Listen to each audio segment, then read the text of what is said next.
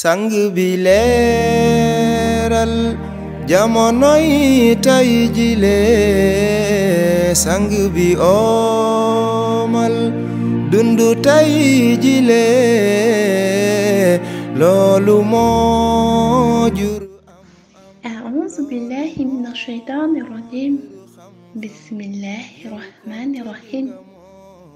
Dans le calme de la nuit, mon âme vague a glorifié le Fils spirituel du Fils spirituel du meilleur des êtres créés. Celui qui a su nous illuminer de cette pure et intarissable lumière, tirant son origine d'une source sûre.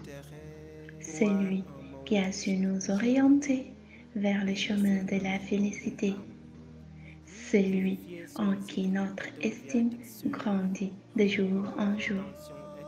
Ma plume devient dès lors frêle pour décrire toute l'estime que nous lui portons. L'estime que nous portons à cet être lumineux, scintillant et rayonnant comme un projecteur. Oh ya Imamul Mahdi al-Muntazar, votre lumière a déchiqueté les ténèbres qui enveloppaient beaucoup d'âmes restées longtemps dans un coma spirituel. Vous avez su alors les réanimer de la plus parfaite des manières par vos enseignements super lumineux. Vous avez su les guider et les mettre au droit chemin. Et vous avez mis entre nos mains tout ce dont nous avons besoin pour accéder à Allah subhanahu wa ta'ala. Oh, quelle générosité, quelle bonté, quelle clémence. Oh, Yahoud Boulaktab Kabir. Parmi vos nombreux exploits, la liste est non exhaustive. Vous avez fait aimer aux gens cette magnifique assemblée où résonnent les magnifiques sons de Nasr al-Haq bil-Haq. Et vous avez édifié beaucoup de personnes sur de nombreuses réalités qui étaient jadis inconnues de tous. Ô notre Sauveur, notre médecin, notre tout où tout est inclus, notre bien guidé qui guide bien et sait bien comment guider. Notre âme ne peut plus voyager sans un guide comme vous. Guide-nous donc à jamais, le bien guidé. Ô notre espoir à jamais, que notre éternelle reconnaissance vous accompagne à jamais et que notre existence vous soit dévouée à jamais aussi, notre sang bu tedd bi. Jërëjëf yaa Mawlaaya yaa Seydi Mouhamed El Cheikh. Jërëjëf Qutbul Aktabul Kabir, notre éternel sauveur.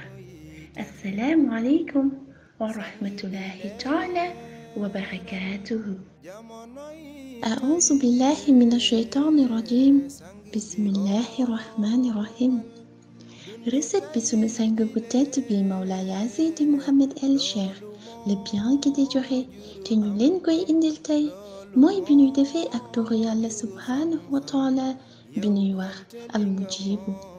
ñaan bi nag da ngeen di def fatiha benn yoon, astaghfirullah téeméeri yoon, salaatul fatiha ñetti yoon, yaa mujibu 99 fois.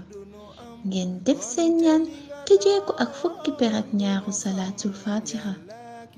après soo leen jullee fajar si ngeen di def ñaan bi si lu tolloog diiru fanweeri fan yu toppalante.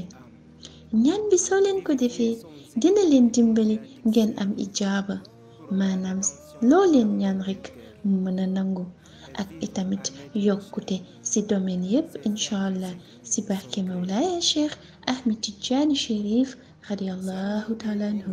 Assalaamu aleykum. leerile yow ni nga miine kawnu yee loolu daal doy na kéemaan.